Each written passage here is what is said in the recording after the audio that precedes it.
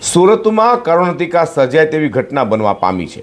ધોરણ 12ની વિદ્યાર્થીનીએ માતા બાદ પિતા પણ છોડી જતા આઘાતમાં તાપી નદીમાં બ્રિજ પરથી પડતું મૂકી આપઘાત કરી લીધો છે। તો વિદ્યાર્થીએ ભાઈ સામે જ આપઘાત કરી લીધો હોય। સુસાઇડ નોટમાં વિદ્યાર્થીનીએ આપવીતી વર્ણવી હતી। જોકે નવાઈની વાત એ છે કે ફૂલ જેવી દીકરીને માતા પિતાએ અંતિમ વિદાય પણ આપી નથી। મૂળ ગીર સોમનાથ જિલ્લાના ગીર ગઢડાના વતની અને હાલ વરાછા સ્થિત અશ્વની કુમાર રોડ પર આવેલા રતનજી પાર્કમાં શૈલેષભાઈ મનાણી રહે છે। હીરાના કારખાનામાં પોતે રત્ન કલાકાર તરીકે કામ કરે છે। તેમને સંતાનમાં એક પુત્ર ધ્રુવ અને એક પુત્રી દ્રષ્ટિ છે। તેમની પત્ની તેમને છોડીને ચાલી ગઈ હતી। દીકરી દ્રષ્ટિ અશ્વની કુમાર રોડ પર આવેલા સરસ્વતી વિદ્યાલયમાં ધોરણ 12 કોમર્સમાં અભ્યાસ કરતી હતી। દ્રષ્ટિએ તારીખ 15મી ડિસેમ્બરની સોમવારના બપોરના સમયે દરમિયાન ફૂલપાડા ખાતે રેલવે બ્રિજ પરથી તાપી નદીમાં પડતું મૂક્યું હતું। ઘટનાની જાણ થતાં જ માછીમારોએ દ્રષ્ટિને બહાર કાઢી 108 ઇમરજન્સી એમ્બ્યુલન્સમાં સ્મીમેર હોસ્પિટલમાં ખસેડી હતી, જ્યાં ફરજ પરના તબીબે તપાસી તેને મૃત જાહેર કરી હતી। આ બનાવ અંગે વરાછા પોલીસે ઊંડાણપૂર્વકની તપાસ હાથ ધરી છે। તો પોલીસ તપાસમાં એવી પણ ચર્ચા જોવા મળી હતી કે દ્રષ્ટિ ગત બુધવારે સ્કૂલમાં પ્રવાસે ગઈ હતી અને રવિવારે બપોરે જ પરત આવી હતી।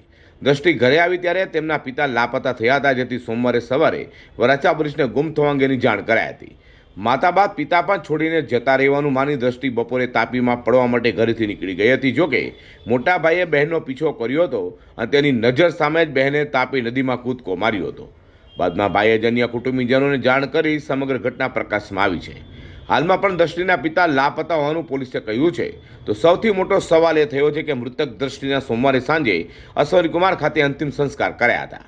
આ દરમિયાન તેમના પરિવારમાં કરુણ દ્રશ્યો સર્જાયા હતા, કારણ કે દ્રષ્ટિના પિતાના છૂટાછેડા થઈ ગયા હતા, એટલે તેમને અંતિમ સંસ્કારમાં માતા અને પિતા બંનેની ગેરહાજરી જોવા મળી છે। દ્રષ્ટિના અંતિમ સંસ્કાર વખતે તેના ભાઈએ અર્થી લીધી હતી। દ્રષ્ટિના મોતને પગલે મનાણી પરિવારમાં શોકનો માહોલ છવાઈ જવા પામ્યો છે। વધુમાં મૃતક દ્રષ્ટિનો પરિવાર સુખ સંપત્તિ ધરાવતો હતો। દ્રષ્ટિએ હરવા ફરવાનો શોખ હતો। પિતા પુત્રીને દર વર્ષે ગુજરાત બહાર ફરવા માટે લઈ જતા હતા। દ્રષ્ટિએ એમના જીવનમાં એટલી નાની વયે 4 ધામની યાત્રા પણ કરી લીધી છે। તેમજ ગયા વર્ષે પરિવાર સાથે તે ફ્લાઇટ જગન્નાથપુરી પણ ફરી આવી હતી। થોડાક સમય પહેલા તેમના પિતાએ દ્રષ્ટિને નવી એક્ટિવા પણ અપાવી હતી, તેથી દ્રષ્ટિને તેમના પિતા પ્રત્યે ખૂબ જ પ્રેમ અને લાગણી હતી, પરંતુ પિતાના ગુમ થઈ જતા તેના આઘાતમાં આ પગલું તેને ભરી લીધું છે।